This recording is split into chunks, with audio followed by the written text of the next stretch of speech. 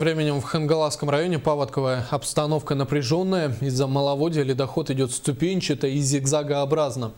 По информации гидропостов южных наслегов, местами на реке Лени наблюдаются чистые протоки. Приняты превентивные меры, укреплены дамбы в Техтюре и Актемцах, повсеместно произведен отгон скота. Уперся в Табагинский мыс, что мы и предполагали, и прогнозировали. И ситуация может быть усугубится. Под ударом может быть оказаться вся долина Иркени и заречная группа наслегов. Это 5 наслегов Заречки и также 5 наслегов по долине Иркени. И здесь хочу сказать, что мы ситуацию мониторим. Гидропосты с сегодняшнего дня у нас дают информацию через каждые 4 часа. Пока стабильно идет небольшой рост подъема воды, уровня воды. До критических значений нигде пока не достигнуто.